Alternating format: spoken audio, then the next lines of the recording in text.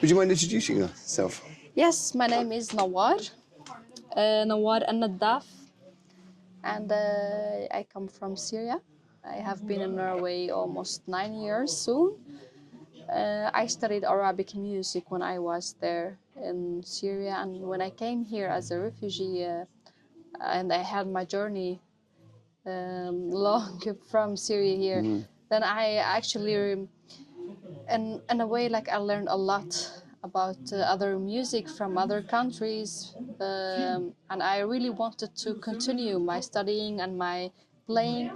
Um, then I started studying at the Norwegian Academy for Music, which was very interesting because I had somehow to learn a new language to communicate with other musicians, which is really interesting for me to introduce or to communicate with other musicians how to play my music or how to learn others' music.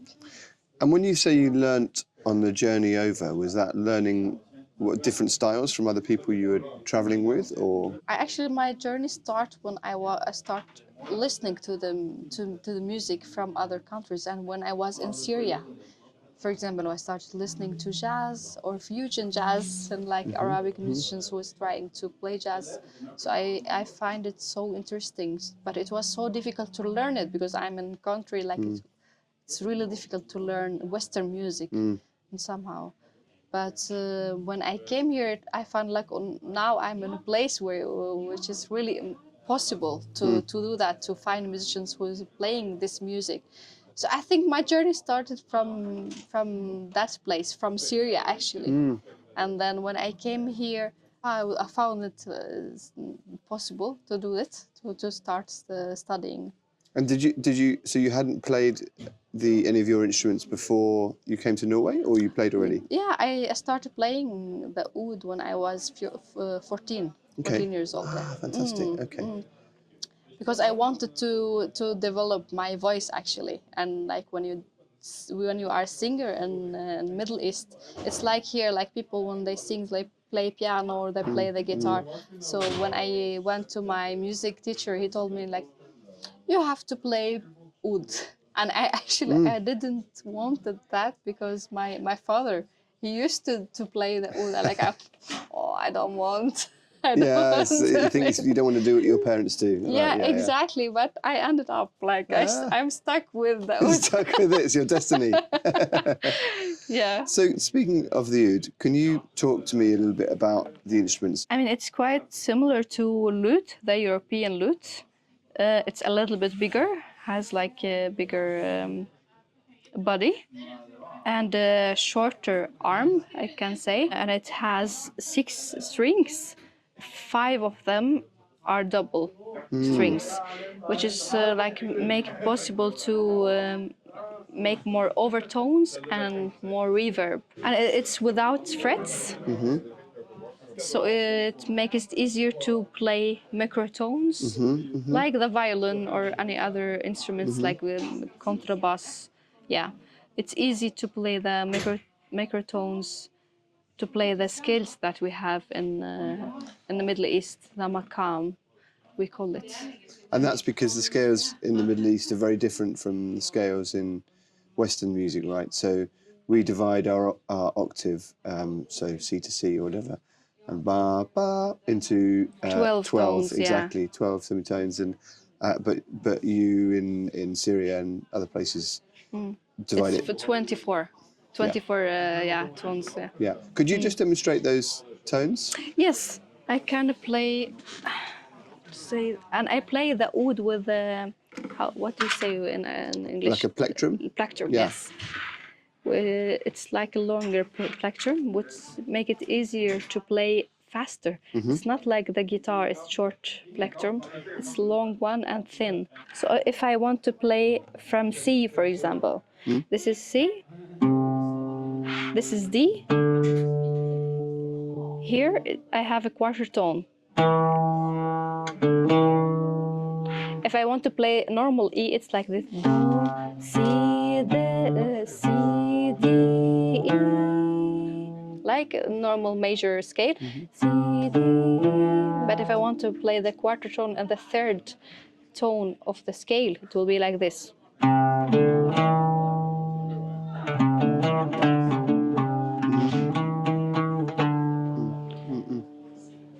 And I'm going to play a scale called Rast, which is very Arabic scale.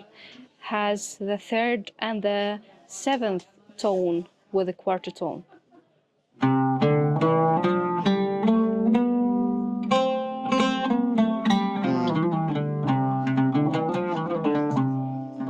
So if you could just play that between that third again, so we can hear that third next to the other notes. So that's a bit higher than we would normally hear the higher or lower than the higher, E? yeah, between the minor third and the major third, Yes, right? exactly. Yeah. Yes.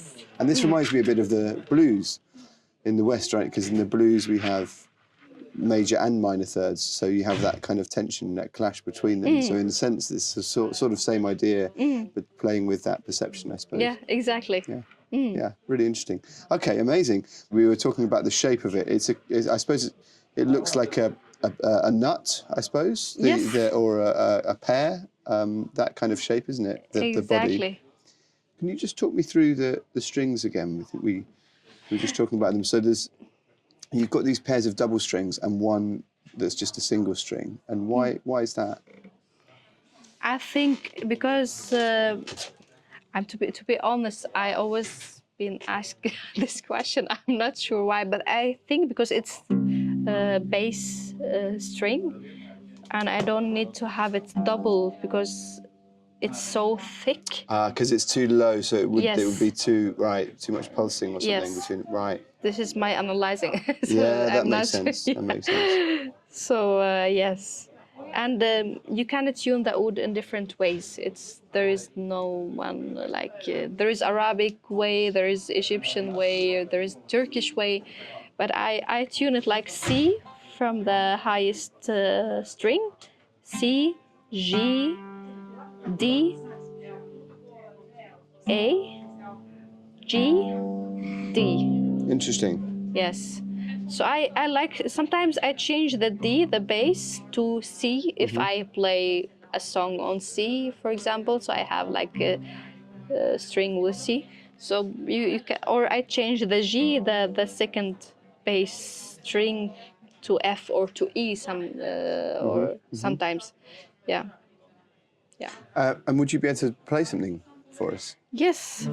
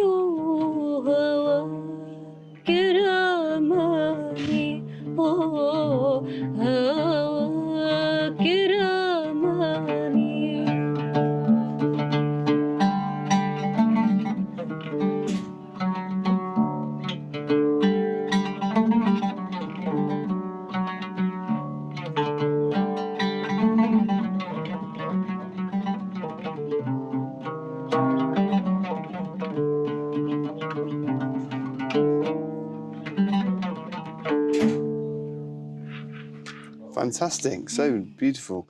And I noticed there's a couple of things. There's that when you keep going down to the bass string, right? So this is a kind of pedal, if you Yes, nice exactly. drone. Yeah, it's really effective. And the other thing is the way you play with the plectrum. It's often very fast. You're sort of tremoloing. Is it? Yes. Yeah. I mean, there is a lot of way to play, but this is what we have the plectrum to play fast and rhythmical. That's why, I mean, it's a little bit challenging to play chords on oud because we don't have frets and because we play more rhythmical and melodic tunes. It's true because it's mainly single lines, isn't it? Or with a Yeah. couple of extra notes sometimes, yeah. And what do you know about the history? What can you tell me about the history of the... I mean, it's really difficult to know where it's come from, the oud. Some people say that it's coming from Iraq or Mesopotamia or from Iran, from this area actually.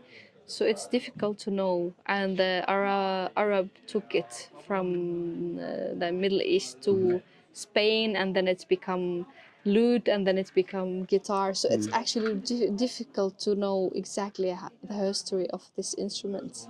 It's one of those instruments, I suppose, well, like pretty much all instruments, where they take influences from different places. Exactly. And some people said like it's the oud came from lira, the ancient lira also. But it's very old instrument. It was four strings in the beginning, and then scientist Zariab, Okay. is very known musician and science person. So he added the fifth string to the string, and then after a while they found out we should have 6 strings. Okay. Yeah.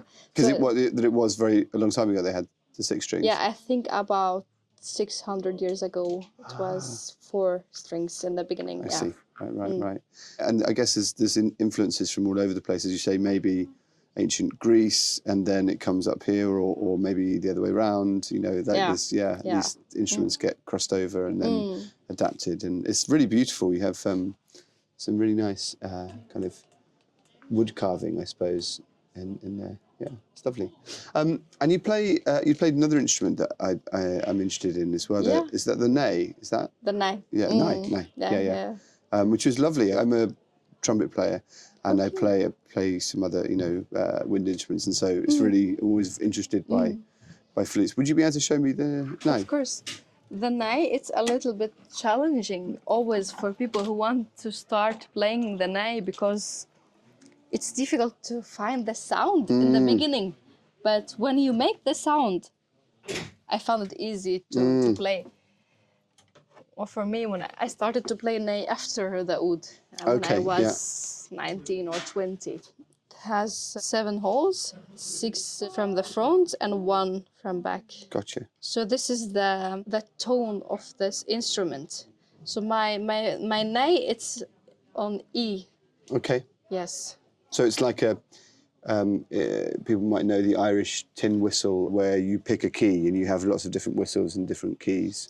Yeah, you can play some keys on this ney, but it's easier if you have, for example, if I want to play something on D, it's easier to have a D, ney on D. Yes. Just to describe it, it's is it made of bamboo? Bamboo, yeah. So it's a piece of bamboo about 1 inch in diameter, with some string wrapped around it in places, or some twine, and then these holes quite evenly spaced. If it's like taller ney, then it's deeper key. If it's short ney, then it's very like a high note. And is this somewhere in the middle, this one that you're playing now? It's easy to start to play, or as a beginner to start on E or on F. F. Actually, I start playing ney on F. So F ney, it's the easiest ney to play, because it's exactly in the middle almost. Gotcha. So this one is on E. We better hear it, I think, if you don't mind. It's not easy to play the major on ney, or the like Western minor. So you always like play something between, or some like half. Okay, but I will play Arabic scale on my ney.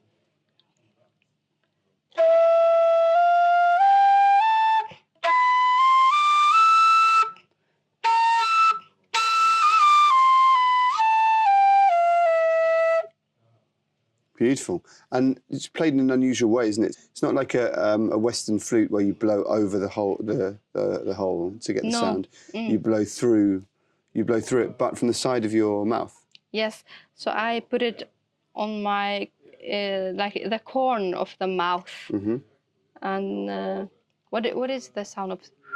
Whistling. Yeah, and I try to whistle. how you whistle. So interesting.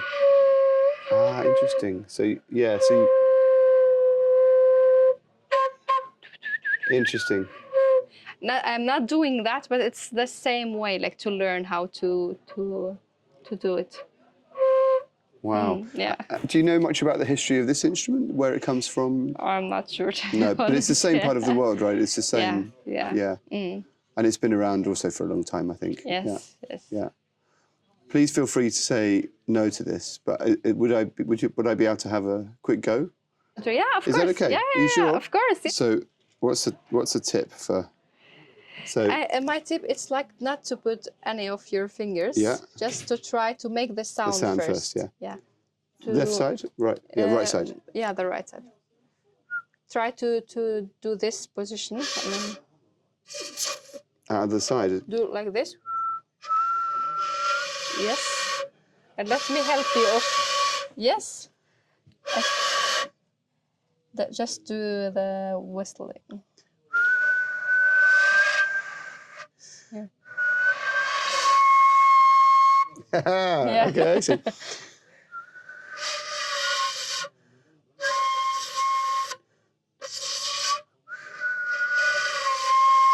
Yes.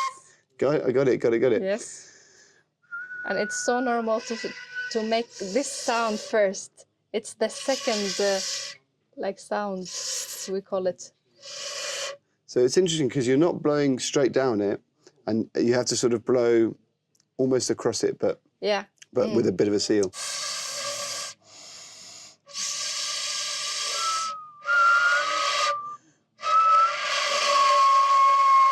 Yes. Yeah.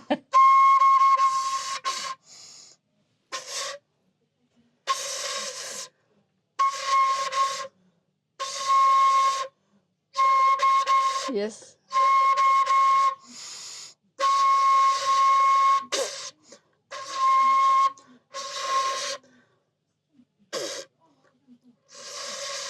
Oh wow, this is amazing!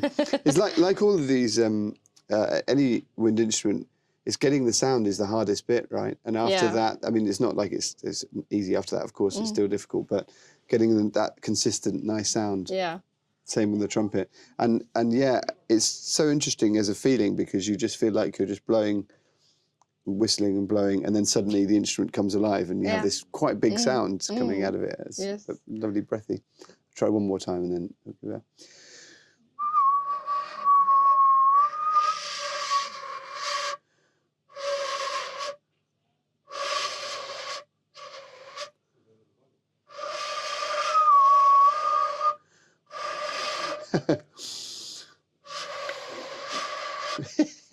It's gone again.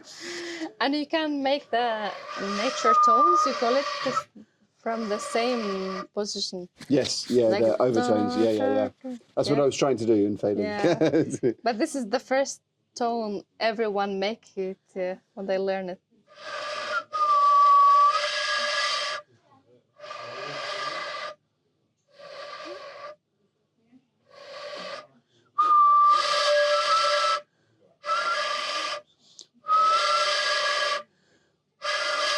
I get it again. This is gone again. Yeah.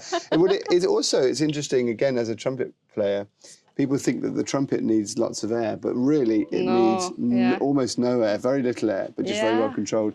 But the all flutes immediately make me go lightheaded. They need so much more air than the trumpet, and this one especially.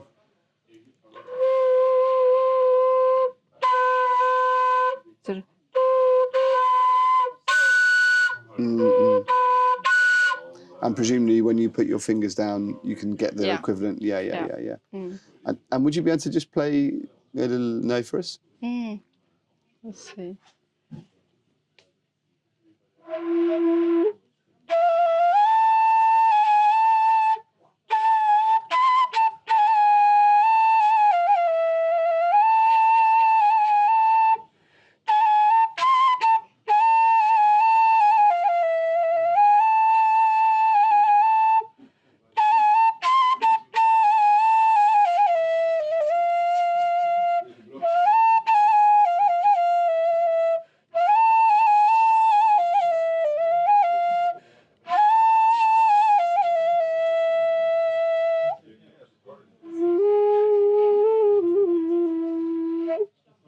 Beautiful. So nice. That's lovely. Thank you. Oh, thanks so much. That was really interesting. Thank you. There's one more question that I like to ask most of my guests, and that's a much bigger question. But that's what's the point of music?